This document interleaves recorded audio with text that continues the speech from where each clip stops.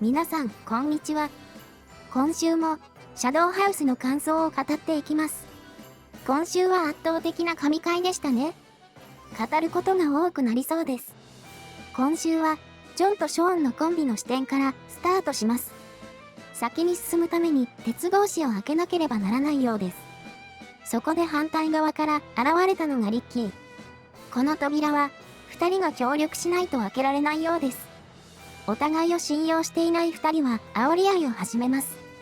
立場が上であるはずのシャドウのジョンも、俺がいて有利なのは面白くないだろうと言い、二人の口論を静観します。こういうキャラがいると面白いですよね。結局、扉を二人で開けることになりますが、ショーンは、リッキーが、ルーのハサミを持っていることに気づき、ルーから奪ったのではと疑います。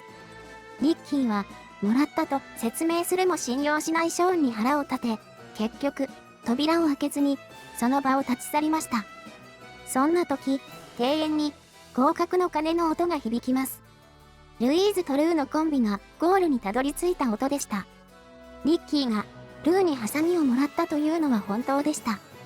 先週、ルイーズの顔として、リッキーに厳しい目を向けたルーでしたが、ルイーズが目を離した隙に、リッキーにハサミを渡してました。普段、無表情なルーが見せる笑顔がとても可愛かったです。これには、リッキーも思わず照れます。これがハサミをもらった経緯の回想でした。しかし、別の道に行ったリッキーは、岩が転がってくるトラップに追われて戻ってきました。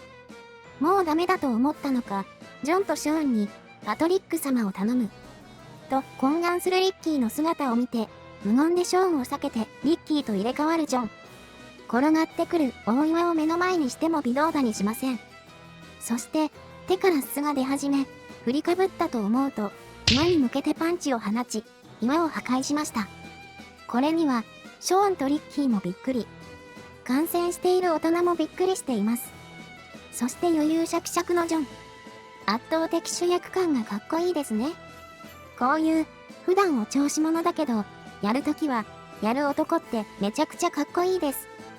その後、おのおの別の道へ進み、リッキーはパトリックを助け、ラムも、シャーリーを無事助けました。また、ジョンとショーンのコンビもゴールにたどり着いたようです。そして、最後に残ったエミリコとケイト。二人は、ピンチの状況であるにもかかわらず、これまでの出来事を楽しそうに話します。ここの描写、二人の仲のいい雰囲気が伝わってきて、とても良かったです。ちなみに、漫画版の描写もとてもいいので、漫画版もおすすめです。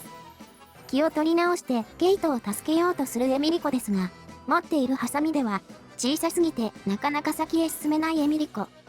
そこに現れるパトリックとリッキーのコンビ。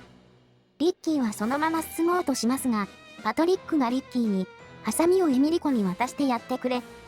借りがあるんだと頭を下げます。前回のあれが効いてます。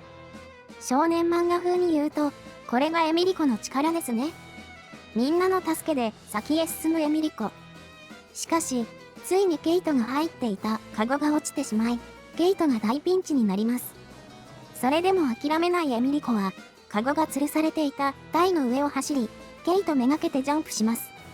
ケイトは、そこに飛びつき、エミリコがしっかりキャッチ。そして、エミリコが用意していた荷車に二人で無事着地して今週は終了です。今週はいつも以上に見どころが多い神回でしたね。ジョンが隠していた能力、ルーとリッキーの関係、そしてパトリックとエミリコの関係など、これから先に繋がっていきそうな伏線が多く出てきました。まだまだお披露目のクライマックスは続きます。エミリコたちや他のみんなは無事合格できるのか、もうすでに来週が待ち遠しいですね。それでは今週はここまでにします。ご視聴ありがとうございました。また次の動画でお会いいたしましょう。